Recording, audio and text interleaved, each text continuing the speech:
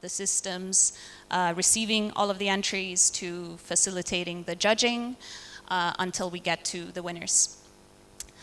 So, while we're waiting for this, maybe I can actually ask the audience some questions because I'm curious to know who I'm talking to. So how many, by raising your hands, how many audience members are photographers here? Great. And how many consider themselves to be more documentary photographers or photojournalists? Amazing, thank you.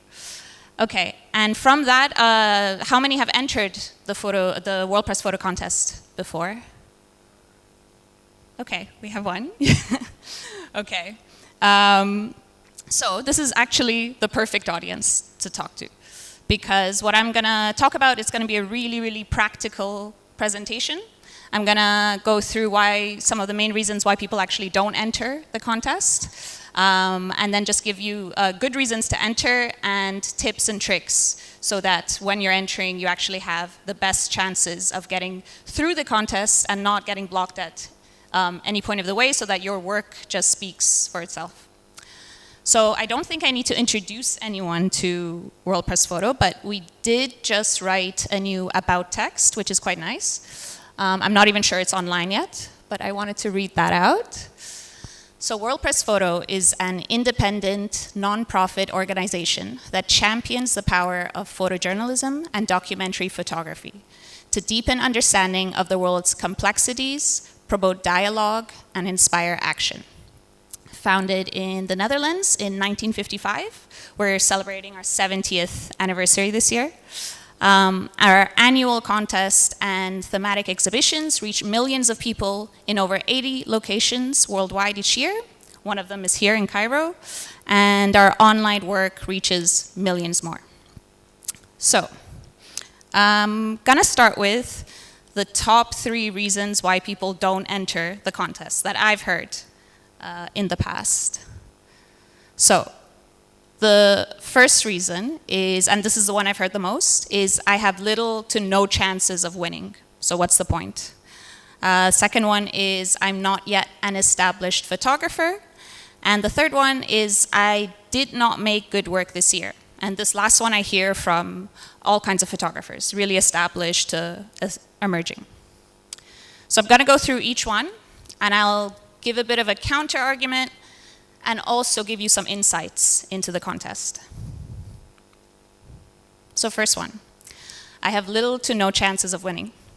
So it's true, the world is a very big place, and we do get a lot of entries from all over the world. So last year we received about 60,000 photographs from between 4,000 to 5,000 photographers. But I don't know if you can guess how many we received from Egypt.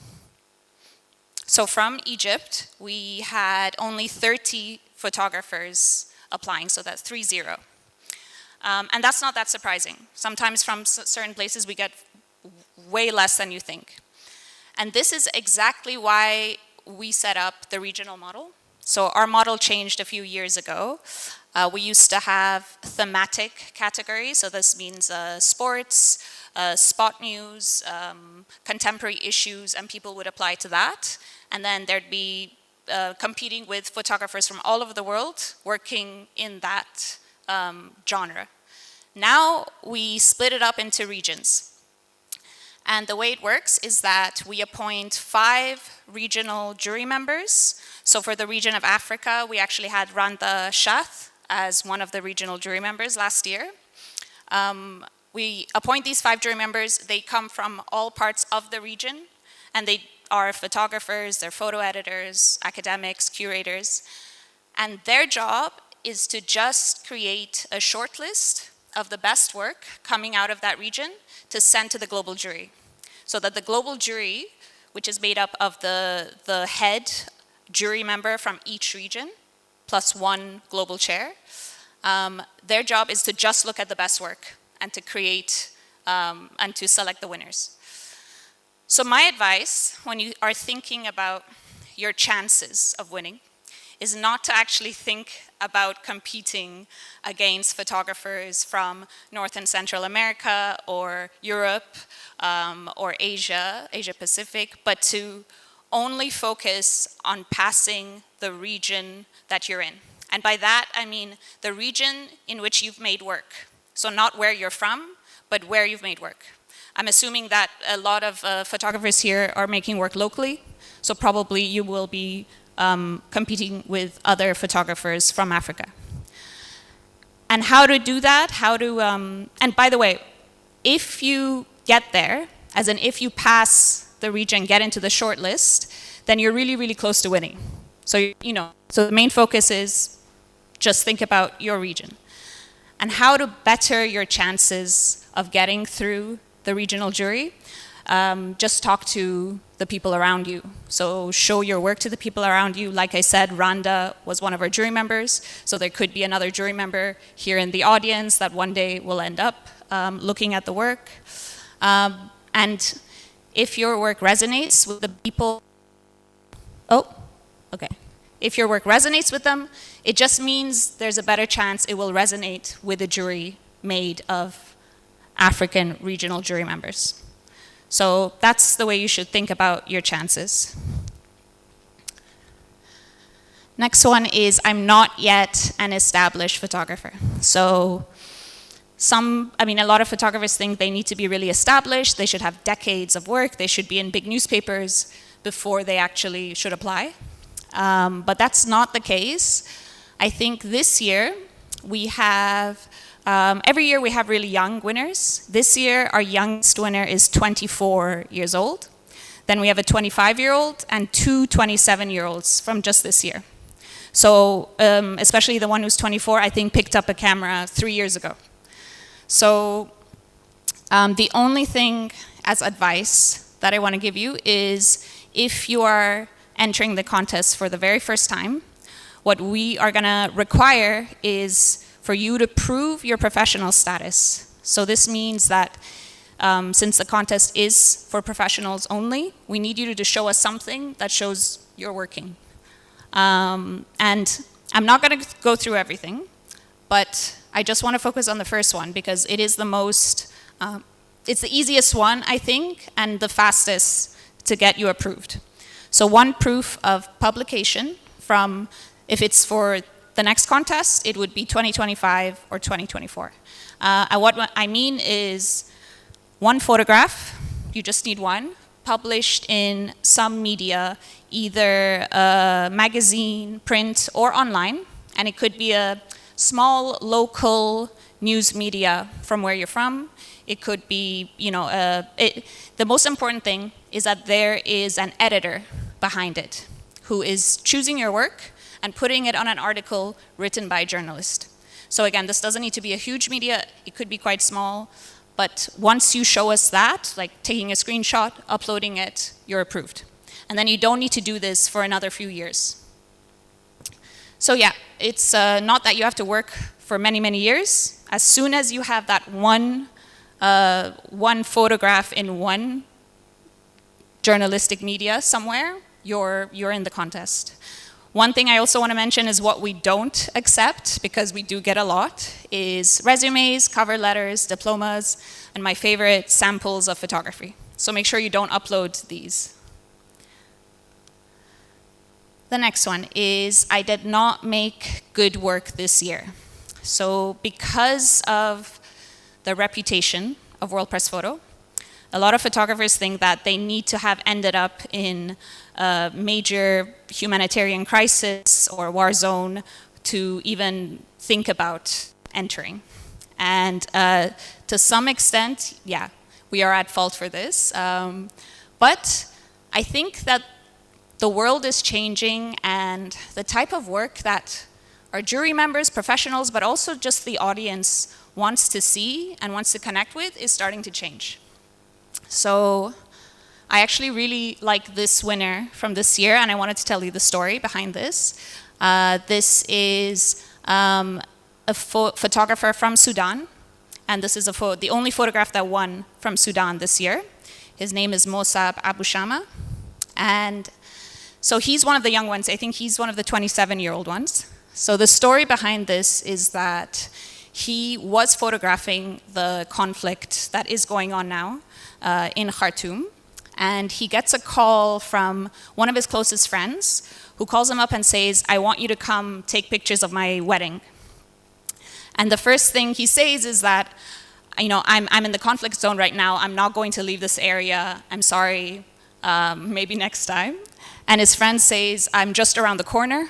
We're having the wedding in the conflict zone. I'm not going to leave my home. Just come by. So he does. And the caption behind this photograph really touched the jury. It was really nice because it's not a kind of photo at first that caught a lot of attention, but then we started to see all the layers behind the storytelling, because this is a photograph of the groom. It's on their rooftop. They've taken the carpet from inside the home and they've put it outside like this. The gun in the back is meant to represent the tradition of Sudan. They use the guns to announce the wedding. And the gun in the hand of the groom is just a symbol for the times that they're living in. And they're two very young people, and there was shelling going on around them while this was happening. So yeah, they had the wedding. It was really small, but it was really joyous. And in the end, all the guests, because there was a curfew, they had to sleep on the same rooftop because they couldn't go back home. So it's not exactly what you would expect from a conflict zone, to have a photo of a wedding. And also, even as a photo of the wedding, it's not really what you would expect. But I think my advice is to look at the work you've done in a different way. Try to see the different layers that stories it might tell, and not to just think you need to have taken photos that look like World Press Photo winners to bother entering. Because people, actually our juries are looking for something different. So those were the 3 reasons why photographers don't enter, and I hope I've given you good counter arguments. These are 3 reasons why I think you should enter annually. So one is to look at it as a healthy exercise in editing your new work or extending your long-term project. So I think as creative people, I know I'm one, sometimes it's hard to give ourselves frameworks or motivation to finish that project or do the thing you want. I invite you to look at the entry period that happens every year from the 1st of December to about the first week, second week of January, as a period where you look at what you've done that year and you see if you can at least make one story out of it, or extend, or you have already extended your long-term project and you just want to put it together. So yes, you can enter in order to win, but you can also just look at it as a good way to bring yourself to actually tell a concise story every year from the work you've done. Another one is a really important one. Let your photos do the networking. So I guess a little secret, it is part of the procedures that we publish. We tell our jury members before they start that if they find an entry or a photograph really appealing to them, maybe it's because they're working on a larger story about the same thing, or something that really touches them, but it doesn't make it through, that they should write down the entry code. So it's anonymous, the contest. You'll never see the names of the photographers. And a lot of jurors actually use it as a great scouting moment. So a lot of times, I would say at least 3, 4, 5 jurors every year end up, after the contest is finished, sending us a list of codes. And when the winners are announced, so around April time, we go back to them and we give them the names and the email addresses of all of the photographers that they sent. And yeah, this is a lot of times comes from photo editors who want to actually publish your story. So it's a really, really good way to get seen without necessarily needing to win, because that's how jurors actually look at it. We also have other photographers who I think sent so many just because they wanted to reach out to all of them and congratulate them on the great work they've done. So it can also be like that. It's just networking. And finally, it's free. So yeah, we will never ever ask money from our photographers. All you need is a working internet connection and a few hours to prepare and send in your work. So yeah, it's, I would say, a day max of work, especially if you still need to bring down your edit. So I hope I have maybe convinced you that it's a good idea to enter every year, even if you think your chances are very low. Now I want to give you some tips, really, really practical stuff so that you are prepared. First one, it's just a group here. So as I mentioned before, have the proof of professional status ready. So till December, if you don't have this one proof of publication, you have this time to try to make it happen. So that's a motivation for you. The next one is share your entry with people who are unfamiliar with the story. So this can be your uncle, or this can be a photo editor in a portfolio review. This really helps because they will immediately show you where there's gaps. Finally, it doesn't matter where your photos have been published or not. A lot of photographers ask us this, that they're worried that it wasn't published, and for us that's not against the rules, but there are some dating rules that get through. Captions must be in English, but you can write it in Arabic if that's easier and just translate it online. And start your entry early. So this is especially important if you haven't sent in the document yet, because we actually take time. We actually have people looking at the documents and deciding whether you're professional or not. So, but we'll never just reject you. So if we think, okay, this is not enough, we will always email you back and say, this is not exactly what we need. Here's the list. What can you show us? Maybe you can show us a few. So this could take some time. So if you've never applied before, definitely do that so that we have time to go back and forth with you. Categories. So very quickly, what they are and some tips about each. So we only have 3 categories. The first one is singles. This is the one category that we get the most work in. And I think it's because a lot of photographers think that the more they send into singles, the better their chances are, because it's just more entries. But it's not actually the case, and I'll tell you why in the next slide. But if you're thinking of sending in a single, then try to be really, really decisive about what you send in. So every single has to be very layered. This is either through the story or visually. So here we have a photograph that won this year by Andre Coelho, which I really love. And this is visually very layered. So everywhere you look, you see something happening. And the jury, there was even no discussion about this in the jury. It just quickly made its way to the end, and it won. Another one, it could be layered in terms of storytelling. That's kind of like the one by Mossab Abu Shama that I just told you about. So singles, don't send in a lot, be really decisive, and make sure there's a lot of layers. So stories have to be between 4 to 10 photographs, and they have to be in the year before or the year of the contest. Now the tip I wanted to give you is that if you send in a story, and let's say all of the photos are taken in 2025, because you just took that story that year, basically if your entry doesn't make it, the jury has a chance to look at all 10 photos and pick whichever they want to put into the singles category. So maybe they don't think the whole story has a good edit or it doesn't work perfectly, but every single photo is also sort of entered into the singles category. So you're doubling your chances when you enter into stories. It takes a little more time because you have to create an edit, but it's worth it. And then we have one that is the jurors' favorites always, the long-term projects. So this is 24 to 30 photographs, and the most important thing is that it needs to be at least 3 years in the project. So minimum of 3 years, but it could also be 20 years that you're showing in the project. A tip I can give here, because I think a lot of photographers do have at least one long-term project that's happening, is that you can actually apply again and again and again with the long-term project.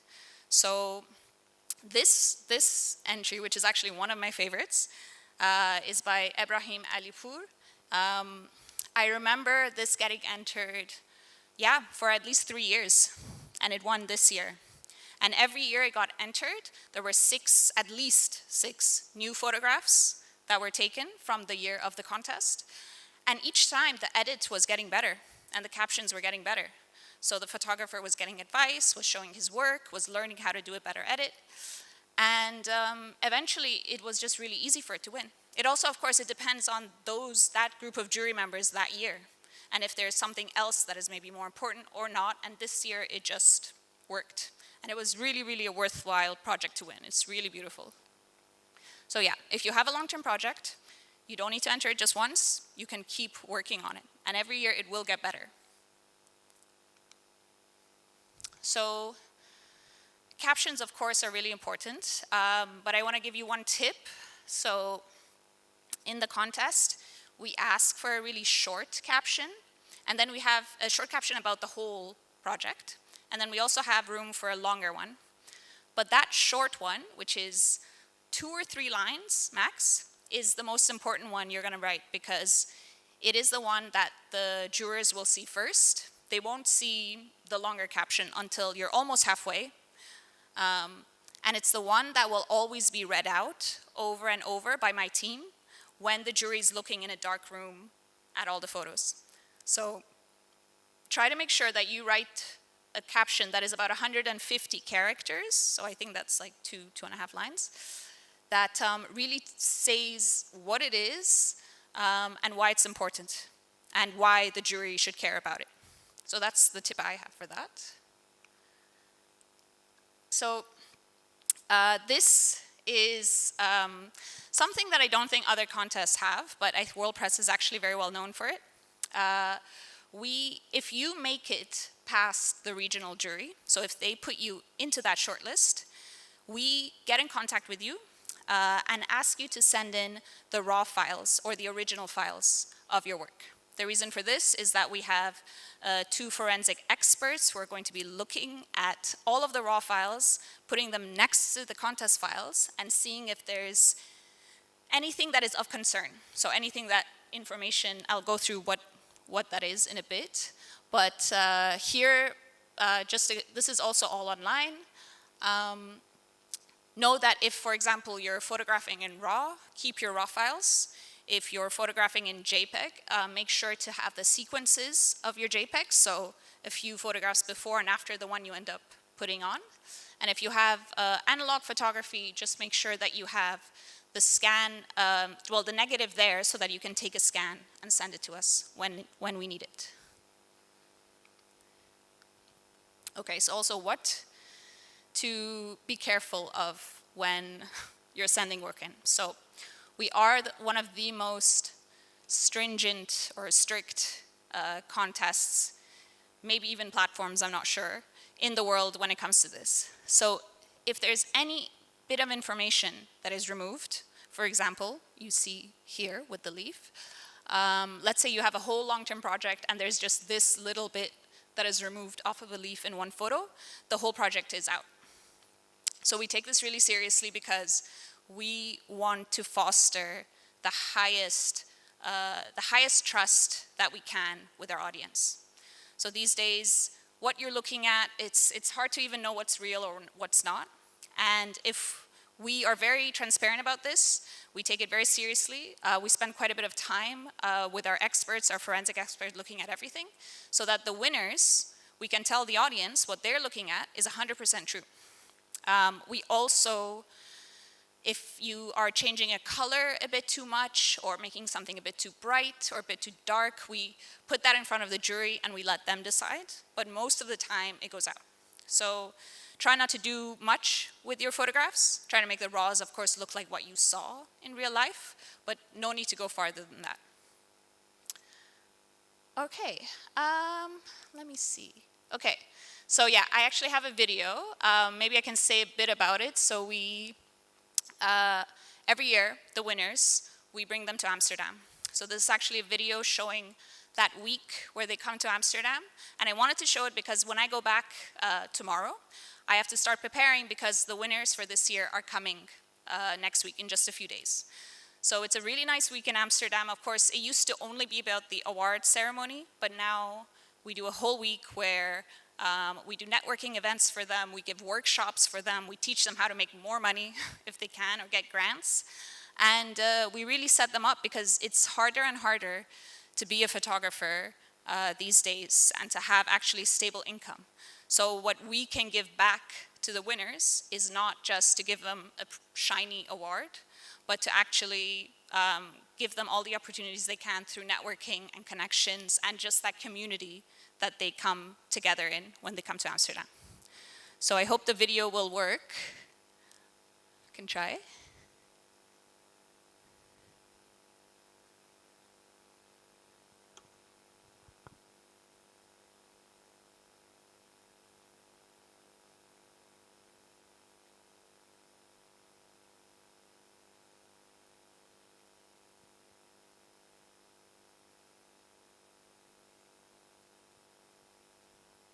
Okay, it works, but, oh, there we go.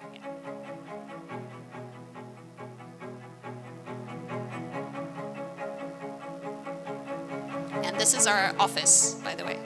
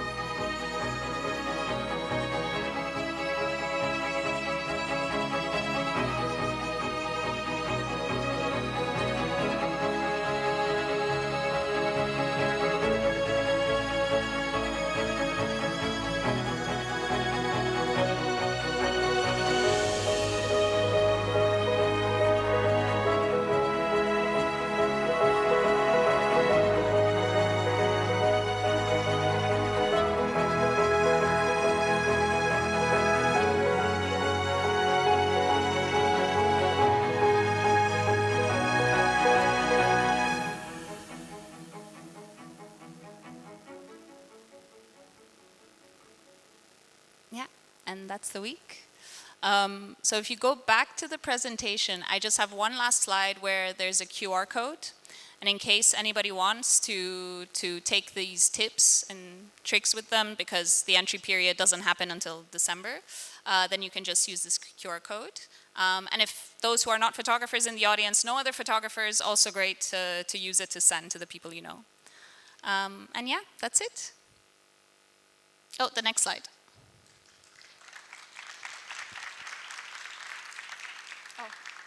Oh, yeah, there you go. Okay, so I think we can start with the questions and yes. Yeah, questions?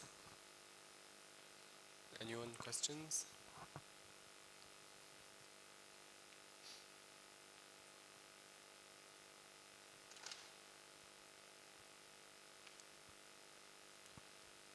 Okay, we have a question over here. Okay. Hello. First of all, thank you for the talk. It was very informative. I want to ask, is it okay, because I didn't hear that in the rules, is it okay for something to be filmed or taken, on a phone? Because you know how cameras on phones now are really developed. That's one question. And the second thing, how long have you been working with World Press? Yeah, so answer to your first question. In terms of filming, well, we don't have a category for film, but just a film screen can be entered. And yes, photos from phones can be entered. Actually, the photo from Sudan is a phone photo. It's the only phone photo in the contest that has won, so absolutely. And I have been working at World Press Photo for 3 years. Maybe I can tell you a bit about my background, because I was going to add that into the presentation. So originally I'm from Iran. I grew up in the Emirates in Dubai.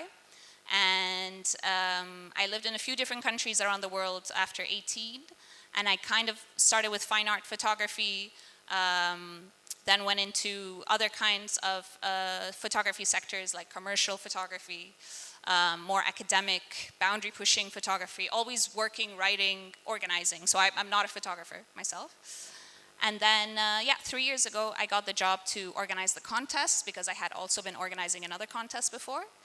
And it's interesting because I never thought about working in photojournalism, but when I started, it kind of felt like I had come home somehow. And I think being in Europe and everything, that might have something to do with just my background and where I'm from, and there was something missing always, so the connection to the rest of the world and what's going on. So yeah, that's my background. Thank you. And you never thought about working in photography yourself or photojournalism? You know, I think I'm just past the age to to start, and I also think I have so much. I just enjoy working with photographers, and I look at the photo in a very different way. So I write about photography, I write about media, I think about it. I feel like the technical side, the creative side, is kind of beyond me at this point in my career.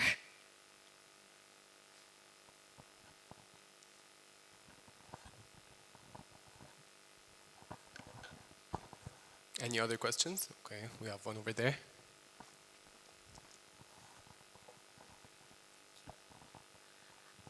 So I wanted to ask for submissions for stories and long-term projects. Obviously, there's more than one picture being submitted. Does it matter if they all follow the same sort of color theme or editing, or if some of them are like black and white and some of them are still colored? Does it really matter? Do they all have to follow the same format, kind of? So no, there's definitely no rules against that. I think that advice, and just this is from hearing what through a lot of different jury sessions from different jurors. Yes, if you mix black and white with color, it's a bit risky. I've seen actually jurors say, "Oh, this is such a good edit, but I don't know why it has these two black and white photos. It just, but it really is so personal, right? It really becomes subjective a little bit. It shouldn't. If it follows a similar style, if there's a similar vision, that's what's important. But in terms of the kinds of photographs, then yeah, I really suggest having all different kinds of photographs, a lot of different distances from your subject, whether far away, close-ups, different ways of looking at the same story from different angles. But yeah, it's subjective. So I actually think that if you think it works, then probably a juror will also think it works.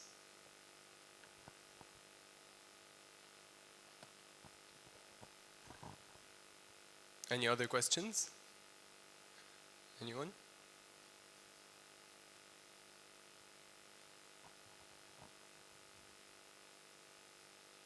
Yeah, no, I think I definitely gave a lot of info. I wanted to make this the most practical presentation there is because this is what I do. I do the contest. Oh yeah, we have one question here. All right.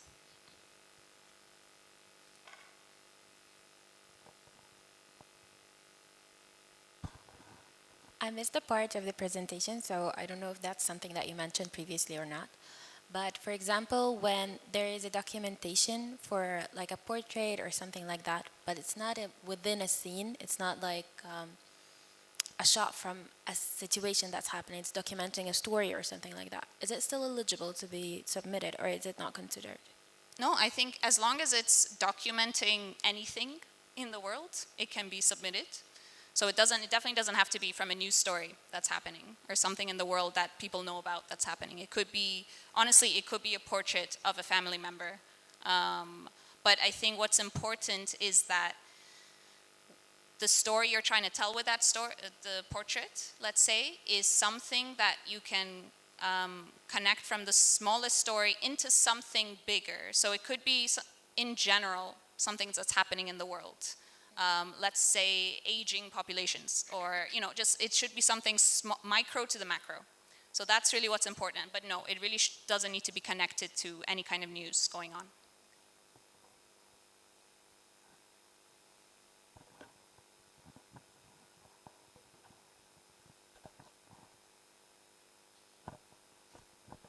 Okay, we have another question. Hi, you've said about that the photos doesn't have to be like very distorted in terms of colors. So like my favorite, like I have a favorite filter in my camera that is already red, and like when I upload it on my laptop, I get the raw version of the photo in red. Okay. So I don't have like the natural colors of the photo. So can this be accepted? So what you're saying is that the raw file comes up differently. Yes. Yeah. Yeah. This is something that, yeah, it definitely can be entered. And yeah, you probably will have to change that raw file to make it look like what you actually saw. Our forensic experts know all about these. What I would just suggest, if let's say your camera is like that, is when you get that email and when you are uploading your raw files, just to send us a quick email letting us know about this, because we will put it into the administration for the forensic experts. So when they're looking at it, they're like, okay, this camera is like this, we'll keep that in mind. Okay, and does that apply for like all digital cameras, or does it have to be like a new one? No, you can really use any camera. Again, from a phone camera to an old analog camera to a big professional old or new camera. For us, it doesn't matter the machine itself. Thank you. Yeah, we even have some winners that have won with homemade kind of camera obscura boxes. So Thank you so much. Okay. Any other questions for today? I think one more. Okay.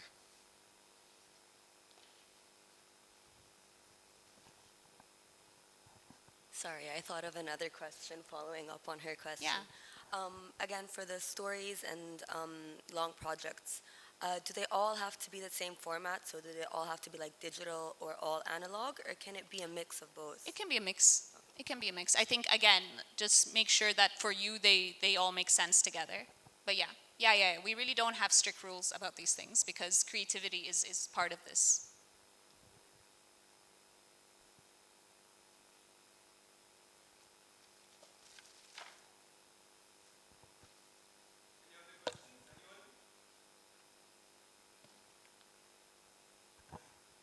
Any questions? Okay, I think we're done for today. And okay. on behalf of Photopia and Cairo Photo Week, I would love to give you this. It's a trophy. And can I please hear a very big round of applause for Saba? Thank you, much, Saba. everyone. Thank you for It's coming. lovely to have you here. Thank you.